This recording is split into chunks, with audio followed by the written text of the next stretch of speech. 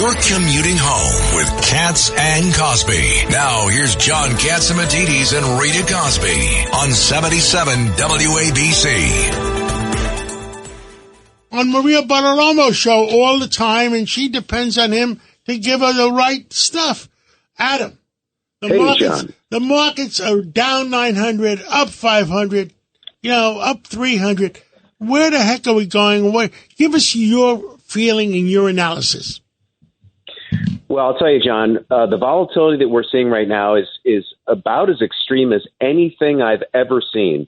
And I do think we're going higher. I think the economy is better than most believe. But I'll tell you, it's so bad, John, or so crazy that there's this thing called the VIX, the fear index, the volatility index. People talk about it all the time.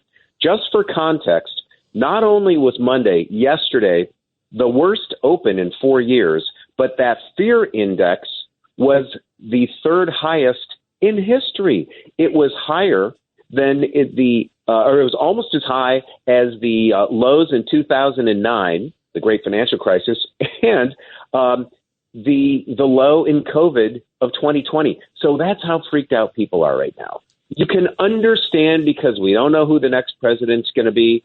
Is there a recession? No, there's not. Is there crazy inflation? No, thankfully. It's way down from where it was. But people are just on edge because we have been through so much over the past 4 years with COVID and now the craziness in Washington. The good news, John, is that we are Americans. We are resilient. Earnings are up 10%. GDP, the economy, in other words, is growing almost 3%. And while unemployment has ticked up, it's still 4.3%, and that's really low. So emotions aside, I think the economy is better than we think. We just have to sort of, get through it all together. Understood. Robert Unanue, you run a very big company. You run Goya Foods, and it's a worldwide company. And you've been saying that what's causing inflation is the Panama Canal is screwed up, the Suez Canal and the Red Sea are closed. What say you? Yes, well, the transportation is a big factor. There's war on fossil fuels from day one, but freight went up tenfold during COVID, and it went back down to 3 times. Now it's up again quite a bit. I see inflation, even though some of the crops, we had years of droughts and then heavy rains. Now we're a little bit balancing out there. But yes, Panama, you need millions of gallons of fresh water. They were short of water. Of course, in the Straits of Aden, in the Suez Canal, our weakness around the globe is just creating so much fear. You're mentioning fear and instability, and it's driving prices crazy. We do canning. We're very efficient. We can cook 2,000 cans of 1 pound beans per minute. Good quality beans. But the price of steel, for example, the can went up 64% during COVID. The can costs more than the product inside. So the fuel, like you've said, John, the war on fossil fuel has created a lot of instability, a lot of inflation, and it's one of the most important factors for Latinos, especially. There's Latinos come from countries to come to this country to find a middle class, to find opportunity, prosperity, only to find that the middle class is being crushed. The opportunities are being crushed. Prosperity also on the decline. The economy might be great, but I tell you, for people who, like you say, go to grocery stores and all this, they're finding inflation is a big issue. Big issue. Well, it took the poor people. They doubled the price of gasoline, increased the price of food by 30-40% by their actions. Adam Goodman, interest rates is causing a big problem in our country in the real estate industry, and they put 675 regional banks on the watch list. What say you on that?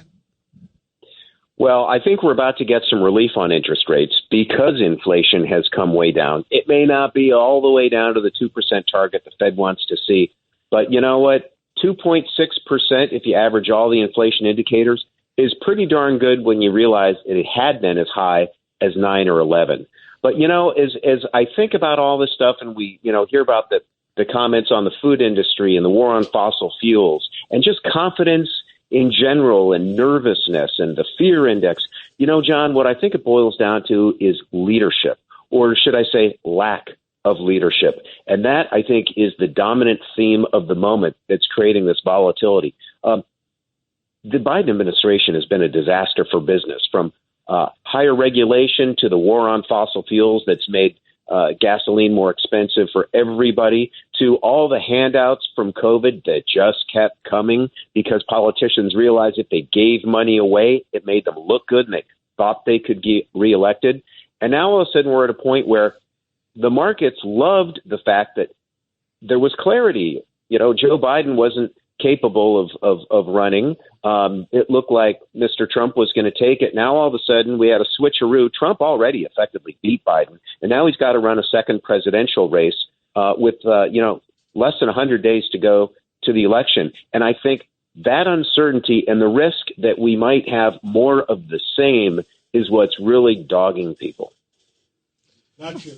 Anything else you want to tell the American people? Well, I'll tell you, John, it's been very stressful. I run a growth portfolio. I've been in touch with my clients from around the world for the past 48 hours nonstop. And the conclusion that we have come to is that amid all this crazy volatility, we do get through it. John, over the past 5 years, there have been 15 times where the market has fallen 10% or more. And over the past few weeks, the NASDAQ has fallen 16%. So believe it or not, as crazy as it feels, it's only, right where it typically goes. And what I've also found that on more than half of those 15 occasions when the market was down 15%, if you bought it, you were fine several months later. So as hard as it is to do to buy in the hole, or at least to just keep holding the stocks, the market does rebound. And again, we as Americans are very resilient and we get through it. I think we have 92 days to the election, so we'll know soon. Thank you, Adam, for calling in today, and thank you for your wisdom. Oh, thanks for having me, John.